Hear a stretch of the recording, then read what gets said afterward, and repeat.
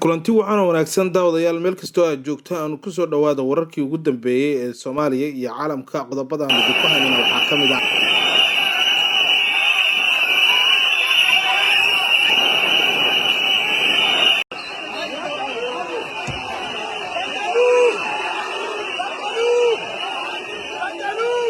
barnaamijyo rabshado wato oo ka socda Somaliland internetka oo hawada laga saaray iyo waliba qasaare ka dhashay barnaamijyadaasi natiijada ugu dambeysay ee doorashada dalka Kenya iyo waliba sida ay ugu kala horeeyaan musharaxiinta ugu cadcad ee doorashada dalka Kenya warbaahinta Kenya oo looga digay ku dhawaaqista guuleystaha xilka madaxweynaha qodobadaas iyo qodobo kale oo aad u xiiso badan ayaad ku dhageysan doontaan wararkii ugu dambeeyay ee Soomaaliya iyo caalamka barnaamijyo waaweyn ayaa saaka hal mar oo isku mid ah ka bilowday gobolada Somaliland iyadoo barnaamijyadan ay soo abaabuleen xisbiyada mucaaradka ah ee wadani iyo ucud wararka laga helayo magaalada Hargeysa ayaa waxay sheegayaan in ciidamada ammaanka ay rasaas nool ay u adeegsadeen barnaamijyaasha waxaana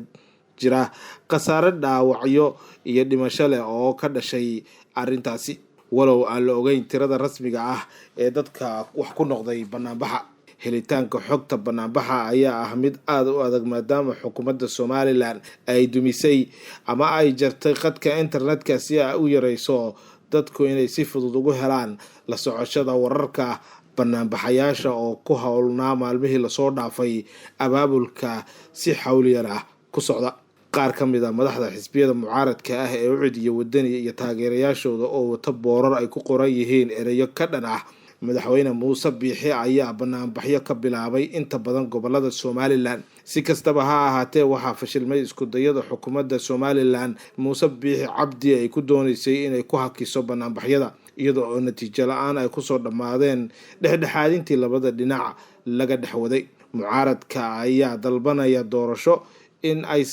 mucaaradka ayaa dalbanaya in doorashada Somaliland aysan dhaafin bisha November ee inagu soo fool leh waxaa weli socota tirinta codadka doorashada madaxweynaha ee talaadadii ka dhacday dalkaasi Kenya iyadoo oo weli uusan jirin musharax si la taaban karo uu guuleystay natiijada doorashada ee dalkaasi Kenya qiyaastii 16 milyan oo qof oo Kenyan ah ayaa codeeyay waxaana hadda la tiriyay codadka in ka badan 10 milyan oo macnaheedu yahay in ku dhawaad 3 meelood ay soo baxday natiijada doorashadaasi madaxweyne ku-xigeenka dalka William Ruto siyaasiga ruucadaga ah ee horey u soo noqday ra'iisul wasaaraha dalkaasi Raila Odinga ayaa labaduba midba mar qabanaya hoggaanka natiijada codadka ee doorashada dalkaasi Kenya arbacadii shalay waxaa inta badan hoggaanka hayay Ruto hase yeeshee Raila Odinga ayaa xalay soo xoogeystay dhowr mar codad la taaban karo hoggaanka ku qabtay natiijadii ugu dambeysay ayaa muujinaysa inuu hadda u horeeyo Ruto halka Railana uu ku xigo William Ruto ayaa hadda waxaa la sheegayaa in 51 cod in boqolkiiba 51 cod uu hadda ku hogaaminayo doorashada halka Raila Odinga uu haysto 48 boqolkiiba hase ahaatee natiijadaasi ma aha mid rasmi ah waa mid markasta ama maartay daqiiqad kasta isbedelaysa haddii uusan musharaxna uusan helin in ka badan boqolkiiba 50 codadka la tiriyay waxaa dhici doonta ayaa la leeyahay wareegga doorashada oo kama dambaysa oo ay ku kala bixi karaan oo ay ku loolami doonaan Ruto iyo Raila doorashadii talaadadii ayaa waxaa ku jiray laba musharax oo kale oo aan haysan taageero badan guddiga doorashada ee Kenya ee loo soo gaabiyo IEBC ayaa laga doonayaa inay natiijada rasmiga ah ay ku dhawaaqaan ugu dambeyn 16 Agoosto inta badan shacabka Kenya ayaa filaya in Ruto iyo Raila Odinga midkood uu ku guuleysan doono natiijada doorashada ee dalkaasi taas oo ah mid la aqbali karo waxaana muuqata in labada nin ay hadda si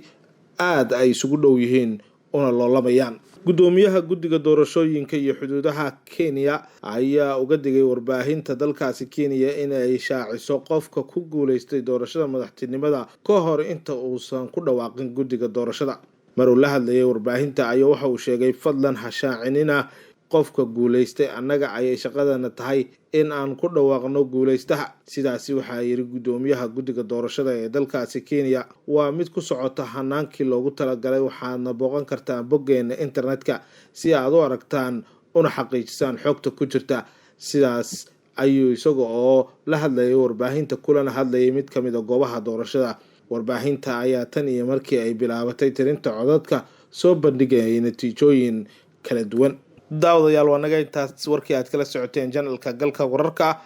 haddii aad nagu cusub tahay fadlan janalka noo subscribe garee, barnaamijkana noo sii share garee si uu dad badan u gaaro. mahadsanid.